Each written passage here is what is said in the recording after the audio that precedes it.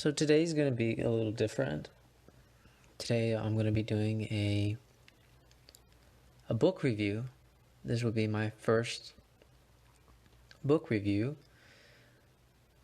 and it's a book called Becoming Freud by Adam Phillips. Now, this is a biography of Freud, but there's a caveat to that, which Adam Phillips ingeniously stays true to Freud in some sense, because he spends a lot of time in the beginning of the book to show you that Freud dislikes biographies and finds them more akin to fiction, because our memory is unreliable and can stretch into filling the gaps of things that weren't there or can't be remembered, and then we try to make them coherent. And of course I'm summarizing here. I think Adam Phillips does an excellent job on showing you that Freud didn't enjoy biographies for this reason. And Adam Phillips makes it a point that so this biography of Freud will have this flaw. And what's really interesting and what I liked about this book is that Adam Phillips basically does an anti-biography of a biography about Freud. And it's a little strange because it does follow like a biography, that you'll see names and dates. But what Adam Phillips does is he just does something very crucial and interesting. He makes you become very sympathetic with Freud. He really paints a picture of what it means to be a Jew during the time that Freud was, and how it feels to be an immigrant and forced to assimilation and acculturation. But then also how Freud is in between two worlds. The world of tradition, of more traditional values like Christianity. But then there's the other world where it's becoming more secular, like Darwin. And I think Darwin, he makes a point, Adam Phillips, that Darwin begins this entrance into the more secular world. And Freud attaches to that language in some ways, but he does it differently, where Darwin is basically reduces human beings to reproduction. Freud does it in the sense of sexuality, but more in general sexuality, not just genitals. And so that becomes Freud's, you could say, question.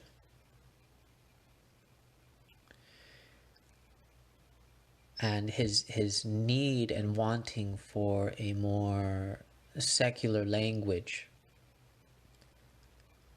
And Adam, again, Phillips does a great job, I think, in providing you a relation to Freud, and also providing little glimpses of the Freud that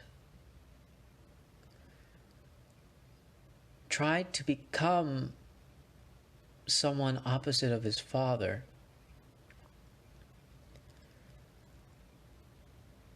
And I think it's just profound, really. It really paints why Freud was the way he was. And also, I like that Adam Phillips doesn't entertain the more controversial stories about Freud. Stories that people always are debating about, you know, what was Freud's sex life like, or what was Freud, did Freud cheat with his wife, cheated, with another woman. These are always questions and debates that love to be included in biographies, but Phillips tries to stay true to not entertaining those ideas and not entertaining those debates. He just does what is. He tries his best in some sense to represent what is there, and then also poke at what was hidden, which is very psychoanalytic. And he does this move where psychoanalysis is not so different from Freud himself. And I thought that was really intriguing, the way he made that move in the book, where the psychoanalysis becomes this new language that is trying to find itself in somewhere, like an immigrant Jew, essentially.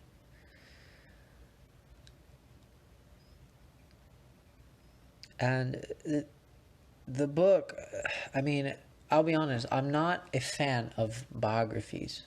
I'm not typically interested in other people's lives.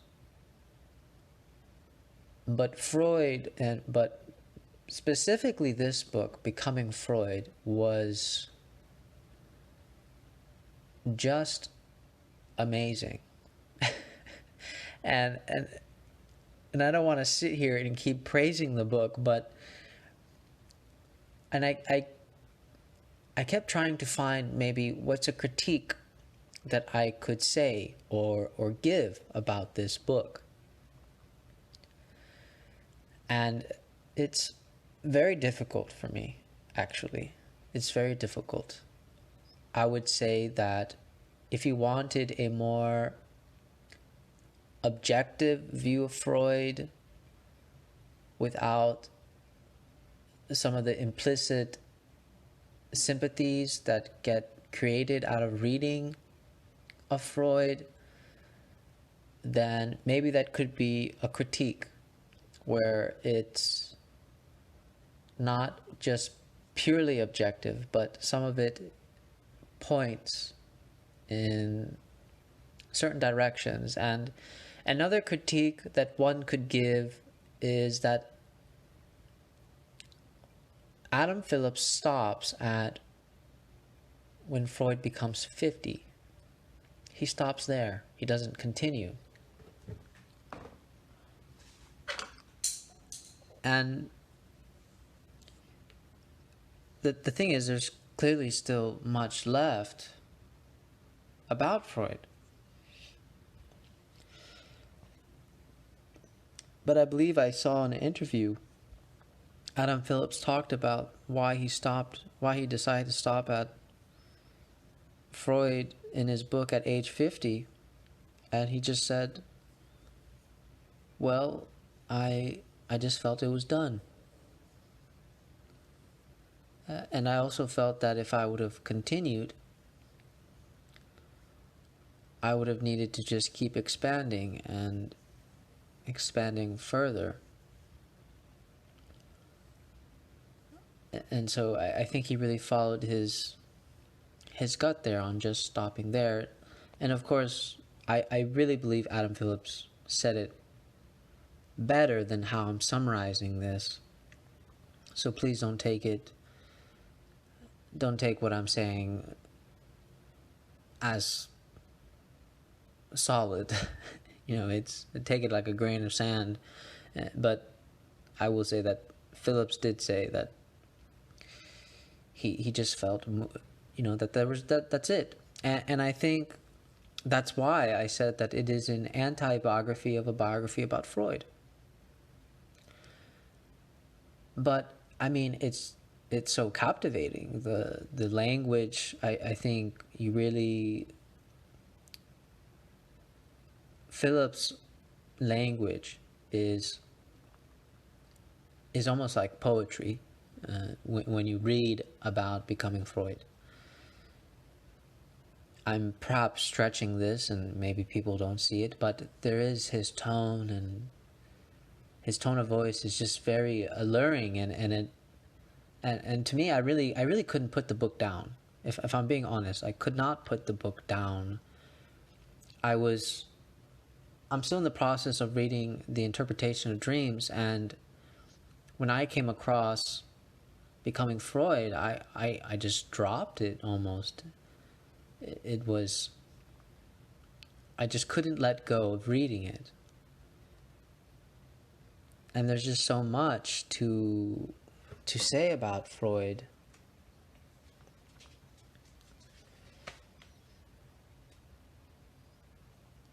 And but I guess to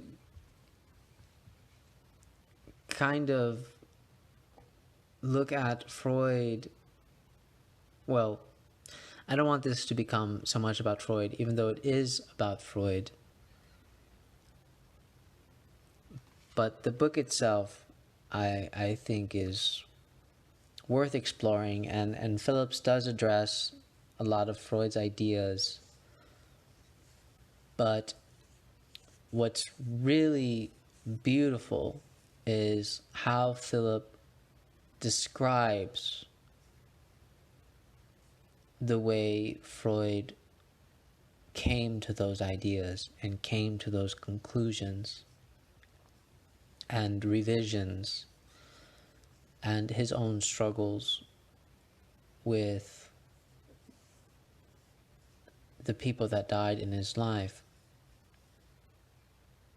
and how it changed his own theories and seeing the world.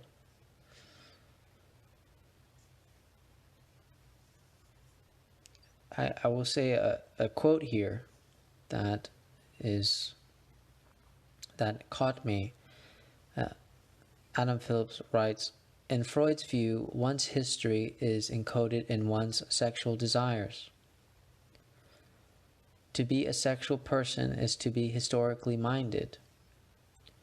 For human animals, our needs always involve the history of our needs."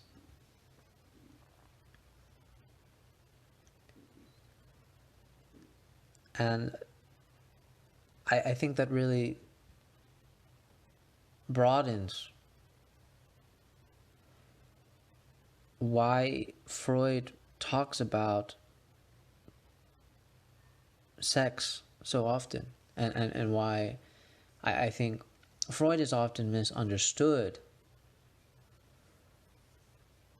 because sexuality is, in a lot of sense, it's about desire and how we relate to one another with our desires.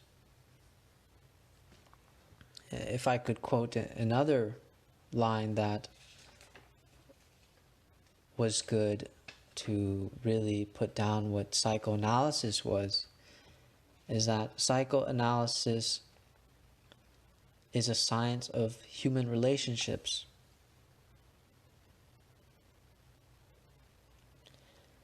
And another quote to put into perspective as well was that our memory, and this is why Freud is critical about biographies, is because our memory is of desire, what we wanted in the past, what was missing in the past, and future.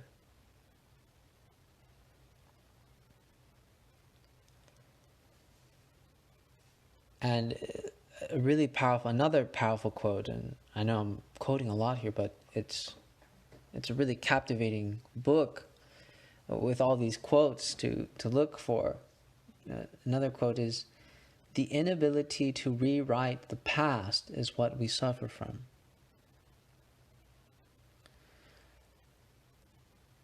If we look at this quote, you see that Freud, and when you read the book, you'll see that Freud was struggling.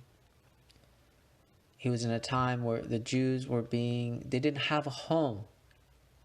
They're always moving place to place and had to assimilate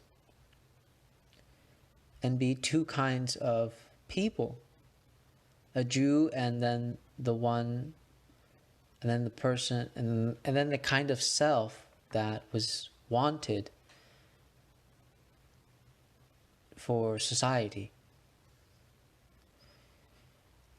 And when we start making these connections, you start seeing psychoanalysis as this struggle between two selves in a way, where it's the self of assimilation and culture, but then there's the self that is more hidden and that did not assimilate and could not correspond to culture. And the way Phillips weaves this in about Freud and his past and his creation of psychoanalysis is just, again, it's just genius. The way he weaves it all in. I really couldn't put this book down. But again, in terms of objections about this book or critiques about this book, I think if you come in reading this book thinking that,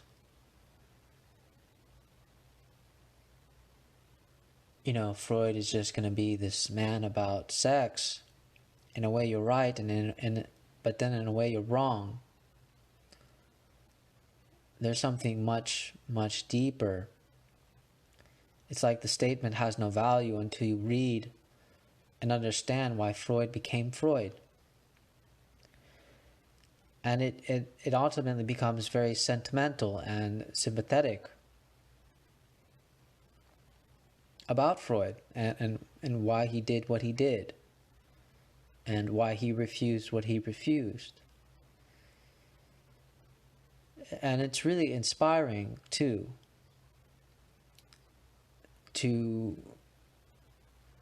he's a man finding his own way.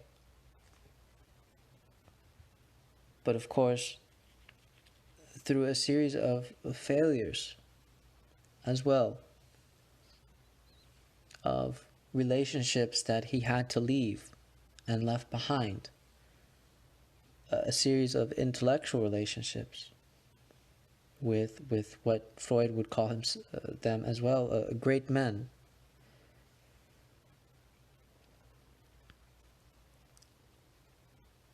But I hope that my talking of this book will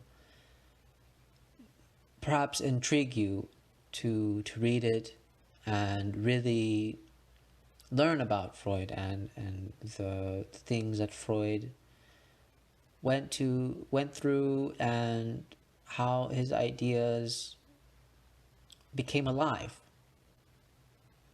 They became alive. And what it said a lot, and how they spoke a lot about Freud, really. And how he tried to relate himself and place himself in the world. The language that needed to be created in order to redescribe his experience and others' experience.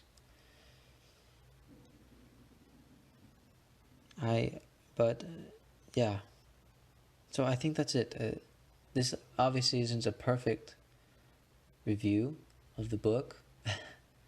I'm sure people will feel maybe I didn't break it down easy, or I spoke too much about it.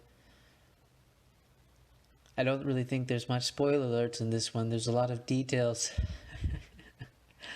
that are enjoyed in this book, but I hope that I at least gave it an interesting account of.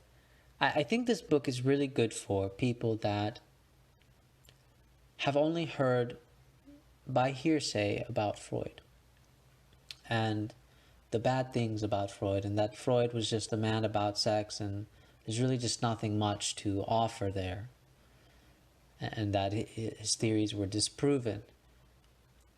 I think if you're coming from that mindset and you want to entertain a new redescribing, I think this book will be perfect for those that want to see how do other people look at Freud besides the typical depiction that is viewed negatively. How can we view a man talking about sex in a sympathetic way, a more positive way perhaps? But I think I would more say sympathetic than positive. How do we make Freud more relatable to us rather than being a castaway, someone foreign? Which is interesting, isn't it? When we talk about Freud becomes foreign himself after all these years, he still becomes foreign and people push him aside. It really does say something.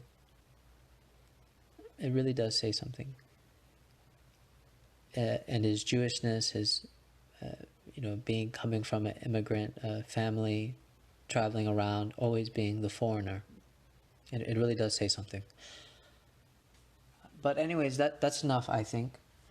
And hopefully that will provide some incentive to look at it.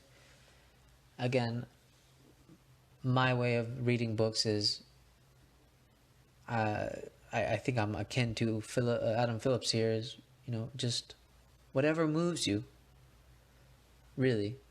Whatever moves you. I think that is a good place for reading. What moves me, and this book really moved me because it's been a long time since I've read a book that I really just couldn't put down. But okay. Alright, I'll talk to you guys later.